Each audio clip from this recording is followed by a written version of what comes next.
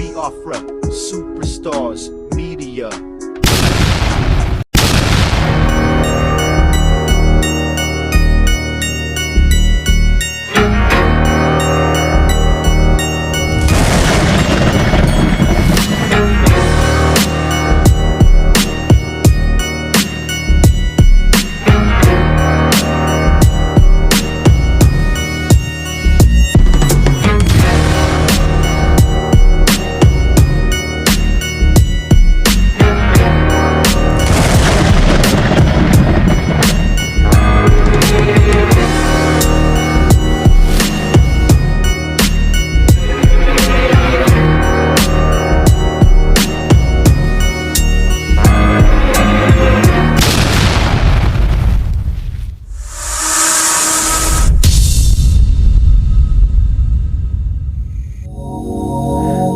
My people, my Biafran people, how on a day.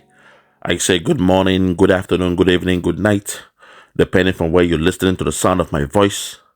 This one, Biafra Superstars Media, and I'm holding it down. I say, may God bless Biafra, and may God bless His Excellency Oyendo Nnamdi Kanu. May God bless His Excellency, the Prime Minister of the Biafra Republic Government in Exile, His Excellency ESN Ekpa Simon Njoku, for the great job Simon is doing. Simon, I want to say we thank you, we appreciate you, we love you, because we know in your hands Biafra is coming, in your hands Biafra is safe, and in your hands when Biafra comes, the people of Biafra will rejoice. My fellow Biafrans, today I want to speak to you.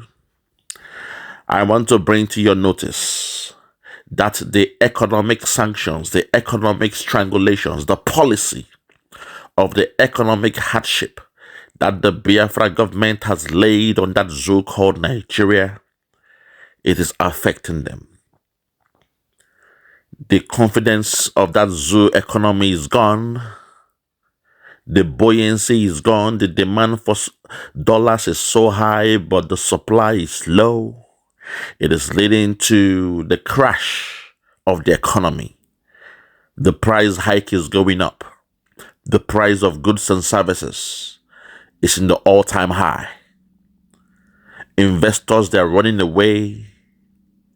Even the investors who are there, Binance, you saw what they did to them, because the zoo government, they don't understand this new phenomenon.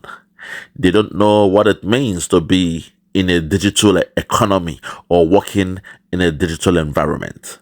Today, the man they call Cardoso, the CBN governor, he's here lying, playing to the gallery, trying to hide the main fact. He knows what is wrong in that economy of Nigeria.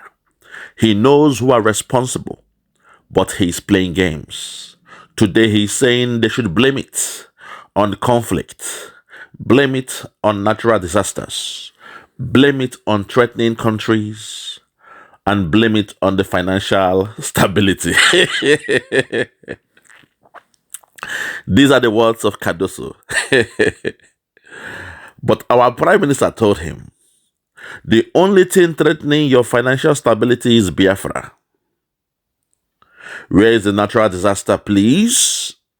Where is the natural disaster you claim is affecting your economy?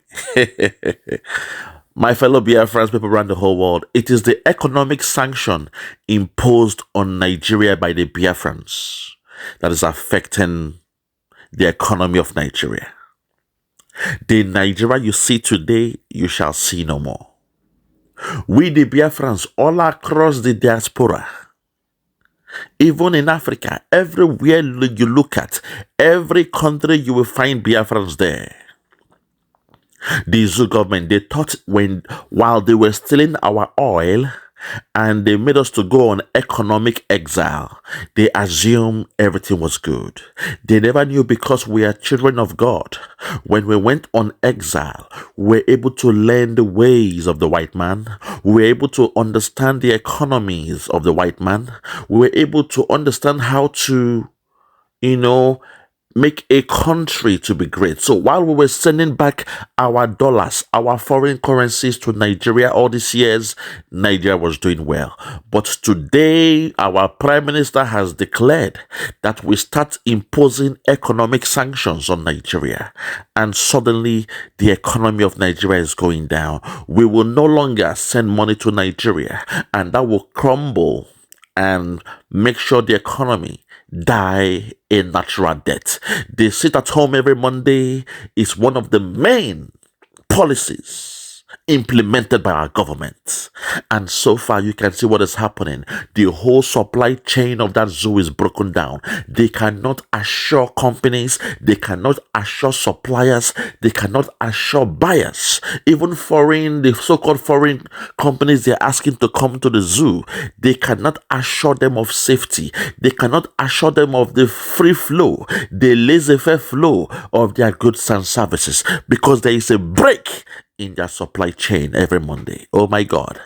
The confidence is gone. Nigerians' confidence is gone, my people. But before we look at what Cardoso is saying, I want us to listen to the prayer, to listen to the words given by our Prime Minister about the man they call Yakubu Goan, the old, dirty, stinking man who is in his grave, whose cancer of the rectum is killing him, the cancer in his liver, the cancer in his lungs, they are eating him alive. We are going to pray that he will not die.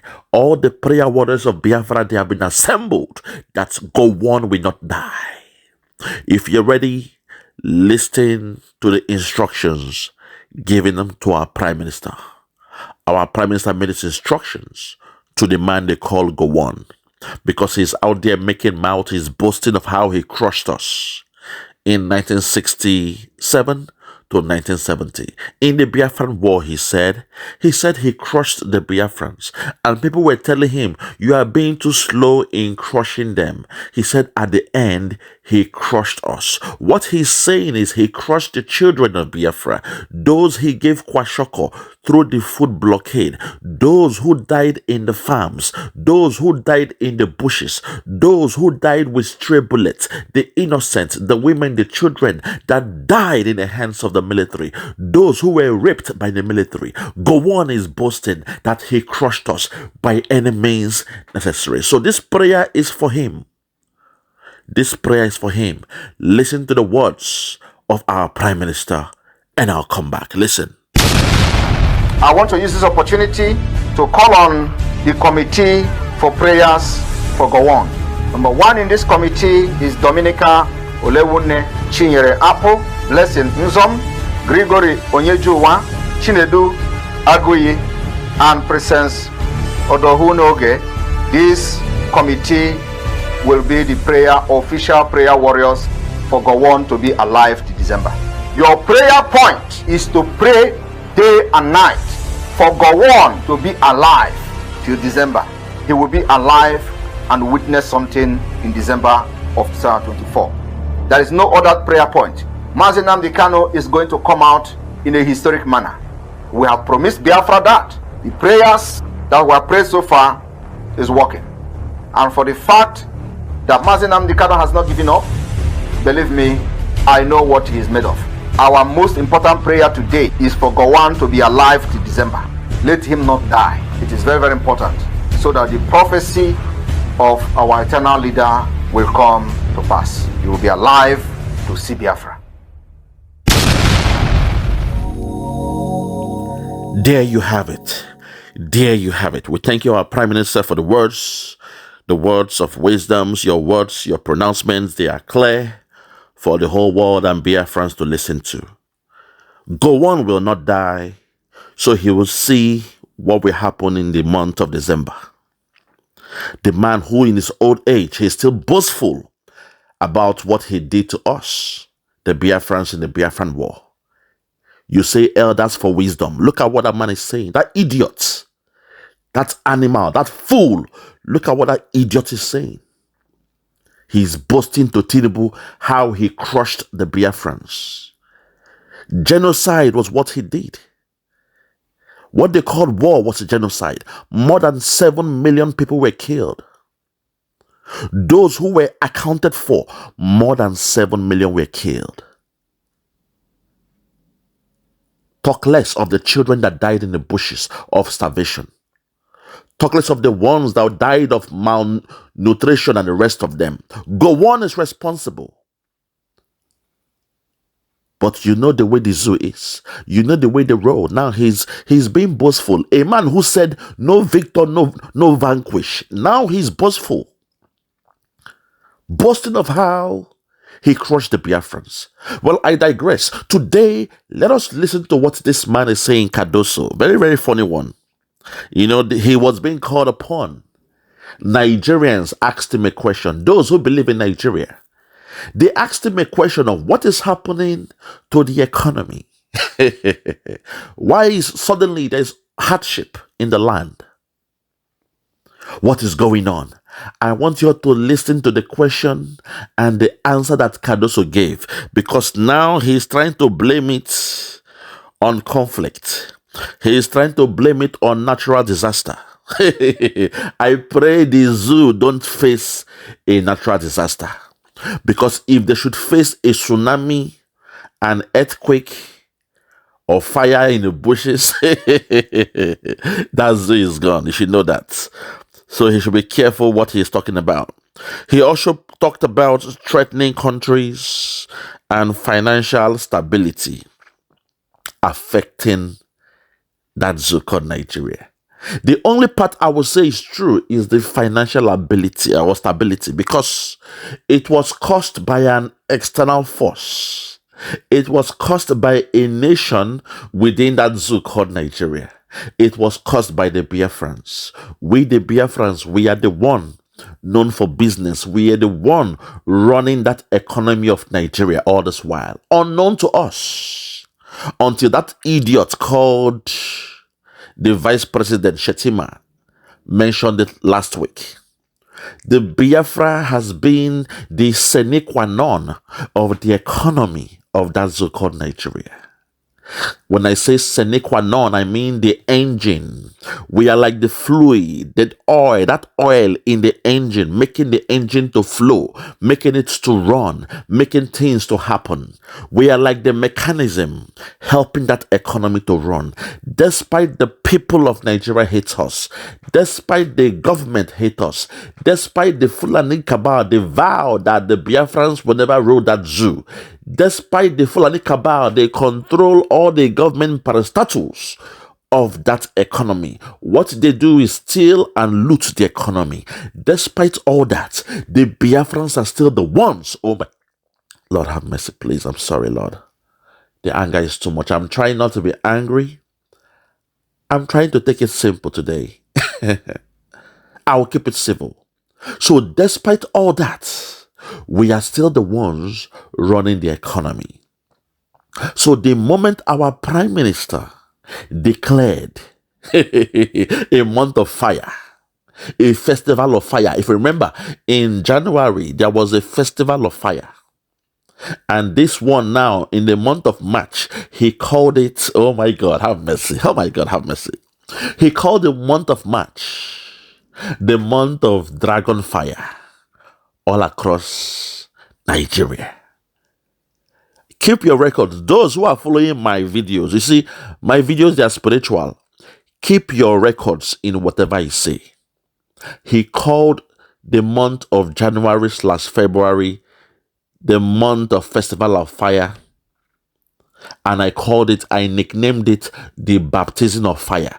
If you remember, go and check my video. Type in Baptism of Fire. You'll find it there. In my video just last month. Then this month, our Prime Minister has called it the month of the Dragon Fire, where the Dragon Fire will consume Nigeria. Oh my God. And it's happening before your eyes. There is hunger, there is poverty, there is hardship in that land. The economy is gone. The economy has been strangulated. He called it the strangulation of the economy. God have mercy. YPM, you are too much. But let us hear the excuse this man is giving. The man they call the CBN governor, Cardoso. Let us hear the excuse he's giving. Very, very sad. Instead of this man to call the Biafrans and beg, apologize for the wrongdoings, blame it on us. You know those responsible, but you want to blame it on a false major, an act of God. You want to blame it on conflict. You want to blame it on natural disasters. You want to blame it on threatening countries and financial stability. Listen to Cardoso and I'll come back. Very, very funny. Listen. Thank you so much, sir. I just received a question from Lagos, from Bukola Lambo of Leadership Newspapers. Sir, permit me to ask the question on his behalf. He said, Nigerians expect so much from the Central Bank of Nigeria and indeed the federal government. What is your message to the average Nigerian who believes that the CBN is responsible for all their current economic challenges? Thank you. Oh dear. I laugh at that question, but it's not a laughing matter. It's not a laughing matter. And I think it is very important for Nigerians to understand that the central bank governor, I and my team, are not responsible for the woes that we have today. We are part of the solution. We are determined to ensure that we work hard to get out of the mess that Nigeria is in. We assumed responsibility in a time of crisis of confidence. There was a crisis of confidence.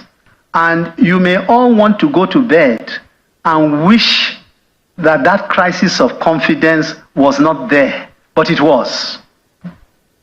And we can't turn back the clock. All we can do is do the difficult things to make a bad situation better. And I do believe that the efforts that we are making are beginning to bring back confidence. Because to be frank, without confidence in our business, you are not going to get very far. No matter how much you believe you have in your store of dollars and cents, naira and kobo, no matter how much you think you have, if the confidence is not there, all that money will disappear in no time. So, we are working hard. We are putting out our policies. We're trying to avoid as much as possible not to go against the grain and the spirit of what we've said we would do. We're trying to be as open and transparent as possible. We're bearing the interests of all Nigerians in view with any decisions we are taking. We are ensuring that we put the country above individuals. Because, like I said before, and it also applies to this, Nigeria does not have the wiggle room to make failed interventions. Similarly, we do not have the wiggle room to get it wrong. We don't. We are not magicians. We can't wave a wand and it'll all be good. If we make mistakes, we'll be humble enough to say we've made a mistake and we will change course. But we will do everything possible to conduct our business recognizing that we are in a position of trust. We are in a position of trust and will not betray that trust. I would also say, I'm not on the fiscal side, and we're very fortunate that in the process of having the MPC, we have very senior level fiscal representation. And that hopefully should also help the handshake as we go along, because you spoke about CBN and FGN. So I will take the liberty to say something about FGN. And that is that really from the perspective of the central bank, again, we're not the federal government of Nigeria, but we see hard decisions have been taken and they are required to help us because the central bank can't do it on its own. It has to work very closely with the fiscal side. One without the other is like, that famous adage of clapping with one hand. It won't go anywhere. So the two have got to work very closely together. And we see a lot of the reforms that are being taken on the fiscal side, and are helping to create a better environment, for Nigeria. Having said all that, I think it's also important that Nigerians must also understand certain things that are basic so that, it's necessary to be able to see where the future is going. A tax to GDP ratio of 7.1, quite frankly, is one of the lowest in the whole world. It's one of the lowest. In fact, the recommendation for proper sustainable development is in the region of 30 upwards. Now, you can ask, how did we get to 7.1? Why is it 7.1 when it should be multiples of that? That is a discussion for an entirely different day, but that is what it is. So anybody having the expectations that it's all going to be turned around overnight from the fiscal side is not it's not going to happen. But what is likely to happen is that 7-1 will continue to grow in an upward trajectory that will be to the benefit of Nigerians, and then get to that level where there's comfort all around. In the meantime, of course, it is for Nigerians to monitor these things, and also, from every indication, the federal government is putting in place certain palliatives that will help the difficult times that Nigerians are going through until we get to a situation where some of these things begin to improve. I thought it was important to say this, that the commitment is there, certainly from the central bank, and from what I can see, the federal government of Nigeria, the commitment is there. The difficult decisions have been taken. We are now at the stage where we're trying to rebuild and rebuild better, and rebuild in a way that those who now come will see that they have something on the ground that is sustainable.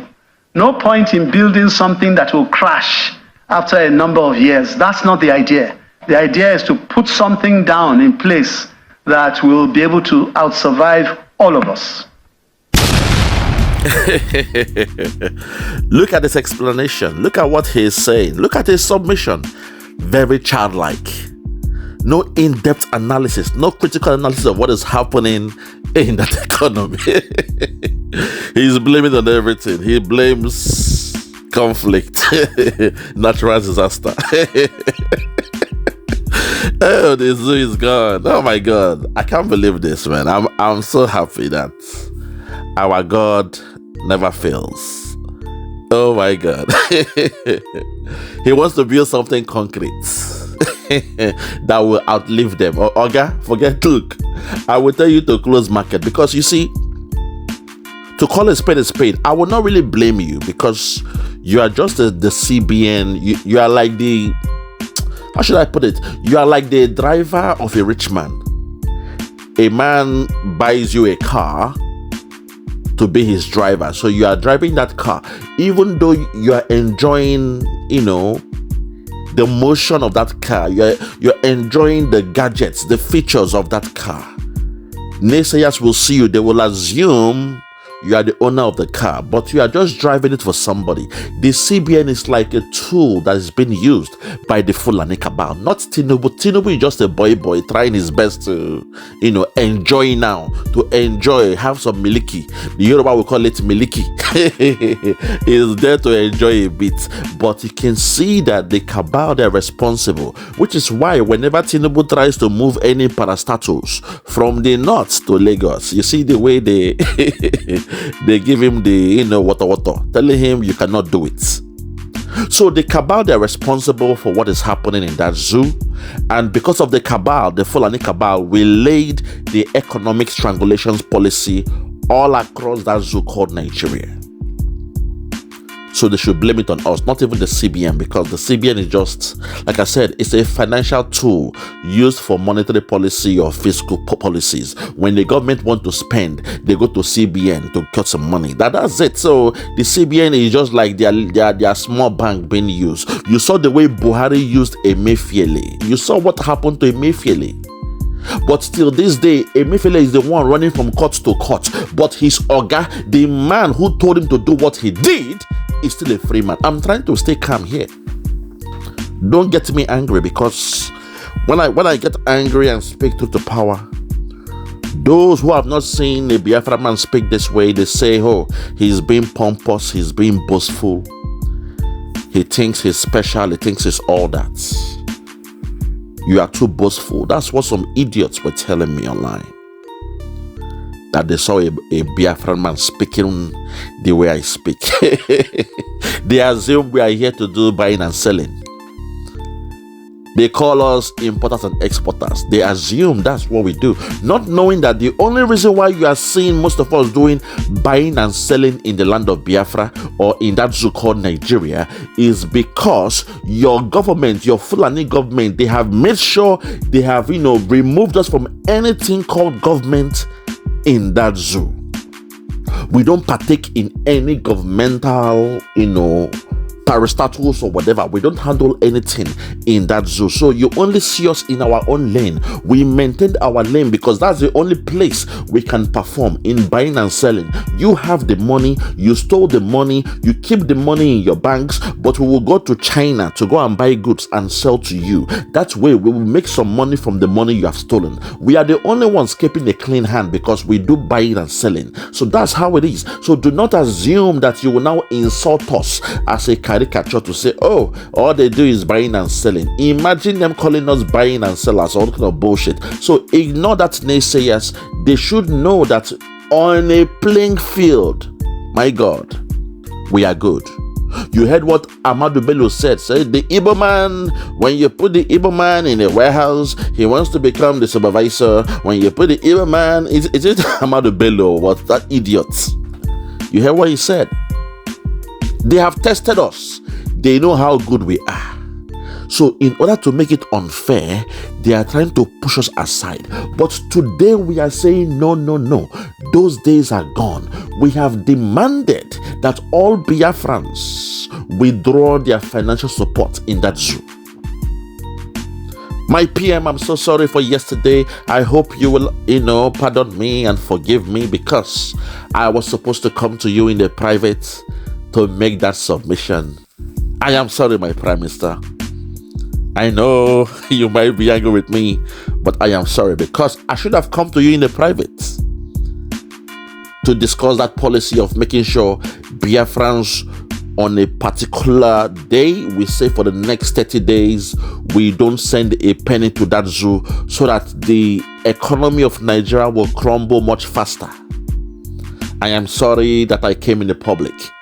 It was my spirit the fire in my spirit that made me to make that pronouncement in the public. I know, I should have come to you in the private. I am sorry. Forgive me. I know you will forgive me. I am very sorry. So today, my people, now they are blaming Binance. You people call it Binance. It is tomatoes or tomatoes. It's on your call. I call it Binance. You are all blaming Binance now. The zoo government. Oh my God. Cardoso.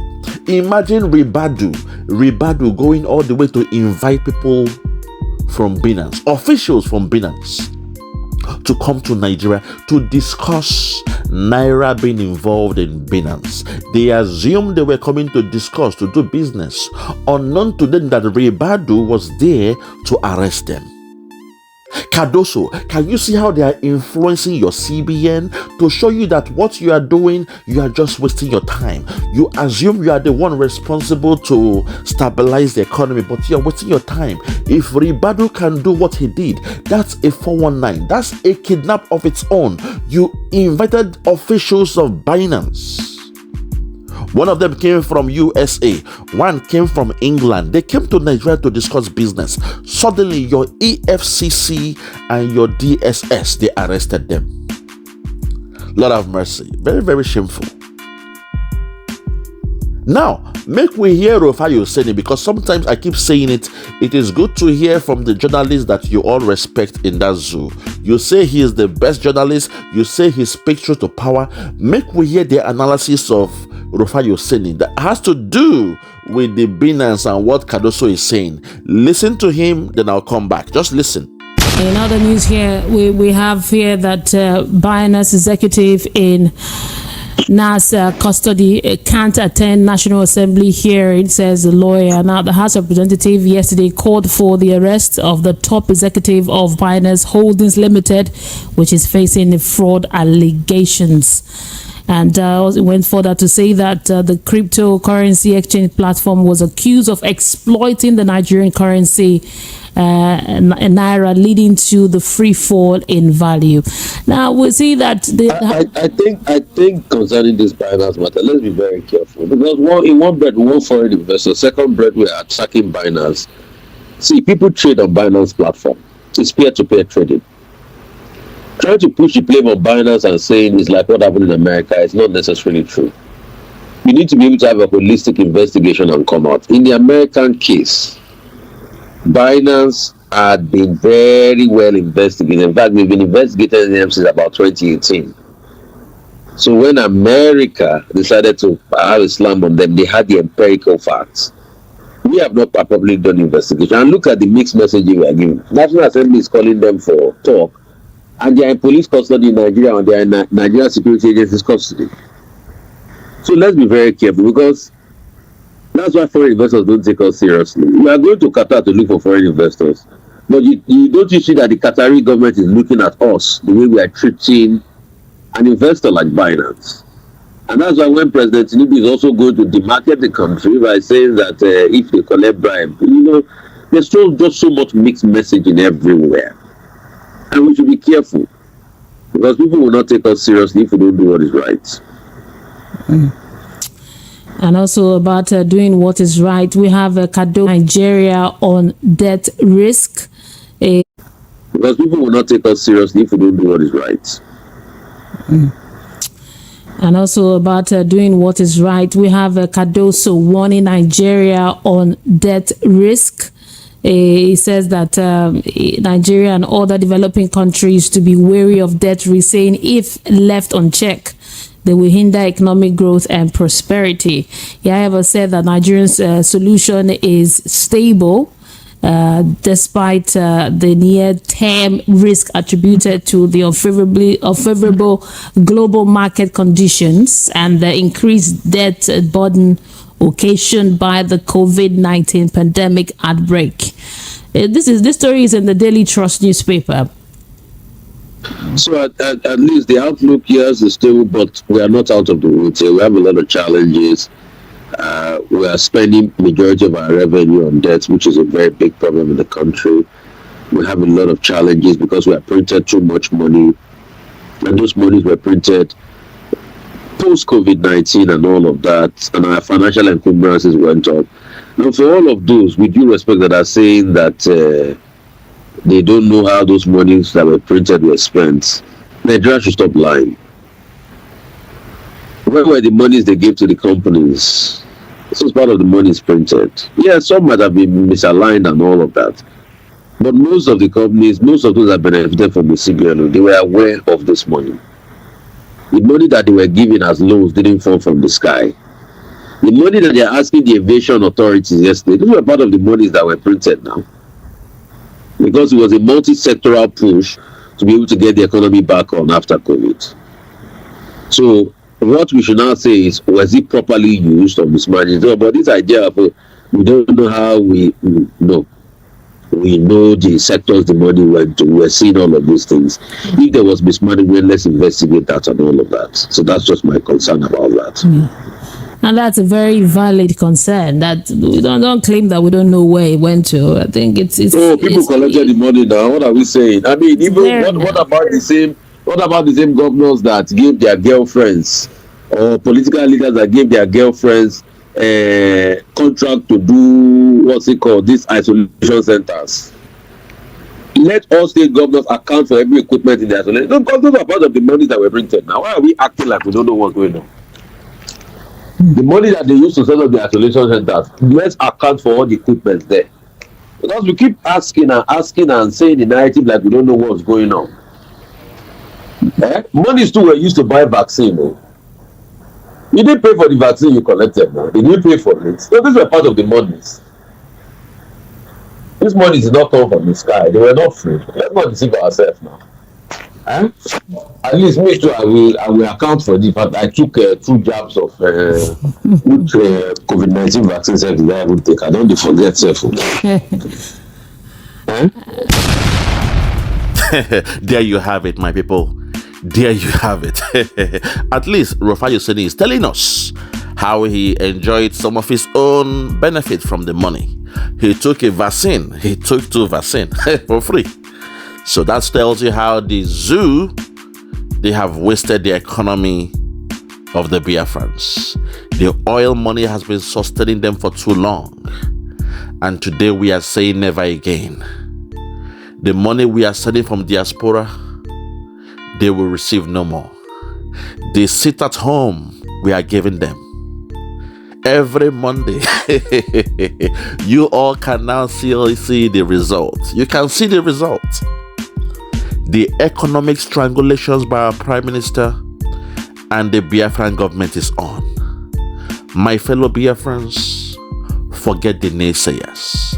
They can blame it on Binance. The other time, as RUFAI said, they blame it on, is it Naira something or whatever they were saying.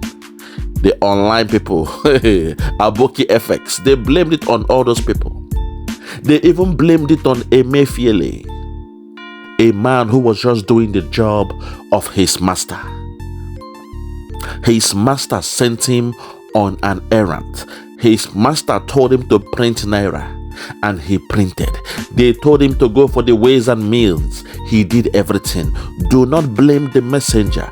Blame the man who sent him. They all know what they are doing. They are cowards. I keep telling you, the Fulani cabal is the elephant in the room. And until they solve the issue about that elephant in the room, they are wasting their time. Let CBN, Cardoso, beat around the bush, play to the gallery, blame the conflict of the world, blame natural disasters. Oh my God. Hey! Please don't pray for something bad. That zoo should be thankful that they don't have natural disasters. The only thing you have there is flooding. Thank your God for that. Thank your God. But now he's here blaming natural disasters. He's blaming threatening countries. And he's blaming financial stability. The only one I will pick from his blames are the financial stabilities. And this was imposed by the Biafrans. We are the ones responsible. We place the economic strangulation policy. And you can see what is happening. My PM again, I want to plead to you. I said I am sorry for saying it in the public, but it is out there in the public. We sending money to Nigeria is helping to stabilize the economy. When we do business in America, we do business in Australia, in Germany, France, even in African countries. When we take the money and send to Nigeria, the CBN governor, Cardoso, CBN, the banks, they take the hard currency and they keep it in their, in their vaults. Before you know, they give your family the dirty naira, the worthless naira. Through the hard currency we have sent to Nigeria, we are helping to stabilize the economy of Nigeria. By now, Nigeria should be as worse, even worse than Somalia, not even as good as Somalia. No. Nigeria should be worse than Somalia. The economy should be in the gutters, in the tatters now. But the money we are sending, because we the Biafrans now, anywhere we go, we make money. When we make money, Makobe one day we send it back home. You send it to your bank in Nigeria in a domiciliary account. When you send it, the CBN governor, they take the money. Oh my God, even Cardoso is boasting now that in the next few months, he is expecting foreign exchange to come into Nigeria. The money he's expecting is the money of Biafrans. We must stop sending money to that so-called Nigeria. For just 30 days, they will lose the confidence of the economy. They will lose the stability of the economy. They will lose, the buoyancy of the economy. Even the invisible hand that is helping to stabilize the economy will panic. They will know something is wrong, because normally they expect a normal inflow of foreign exchange. They expect a normal inflow of the dollars every month, every week, every day. They are speculating, they are forecasting how much dollar will come to Nigeria economy. If we the Biafrans stop sending money for just 30 days, I swear to God and man, the economy will panic. There will be instability. The main thing about any economy is confidence. If you have confidence in an economy, it will hold on, it will stabilize, it will grow. But once there is lack of confidence and once there is lack of stability, instability, I mean, when you buy a bag of rice for 70,000 yesterday, today you are going to church, you look at that same shop and the rice is going for 80,000. It will lose that confidence because there is no stability of price. It will create panic. It will create tension. Oh my God. Lord have mercy. My PM, that's what I'm talking about. Once that tension is there, oh my God, have mercy, there will be panic. People will now be rushing with the little money they have to chase the few goods in the market. There will be pandemonium. There will be chaos. I call it a financial jihad. Oh my God. Before you know it, the zoo you know today, you shall know no more.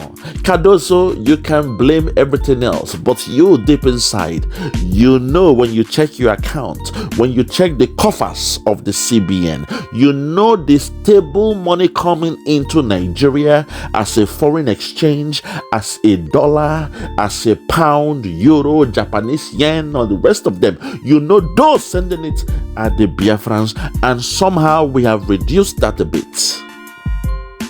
We have reduced it, which is what is affecting the economy.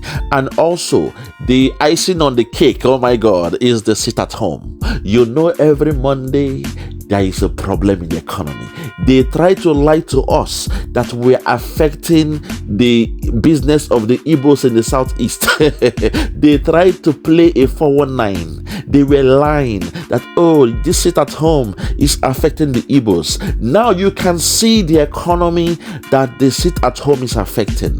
In 2.5 years now? Yes, since 2.5 years, since 2021 June, when our leader was kidnapped, till this day, you can see what is happening in that zoo. They blame it on us. They say we are punishing ourselves. We say, yes, let us punish ourselves. We love it. We are enjoying it. But suddenly the result has come. The chicken has come home to roost. You now see that it is the economy of Nigeria that is dwindling. When it comes to hunger, those who sit at home, we are not hungry. It is those who have been enjoying the benefits of Nigeria. those who the federal government of that zoo has made sure, they send the trinkets of the middle, the resources from Biafra. They've been using it to support all their states. Now, people in their states are crying. We are hungry. Ebin power, no food. Oh my God. A man was crying. Tinubu, do something. Do something. My God, have mercy. It shows you that the economic policies and the sit at home is the financial policy imposed by the Biafrans, and you all can see the results. I rest my case. For those who have ears, let them hear.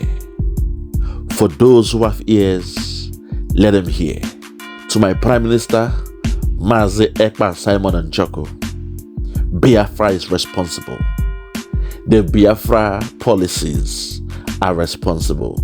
We know it, but let them keep on pretending. Cardoso, keep lying. Keep lying. We know the game, okay? Keep lying. Don't blame the cabal. Don't blame natural disaster. There's no need. It is us. We are responsible for the economic woes of that zoo. The Nigeria you know today, you shall know no more.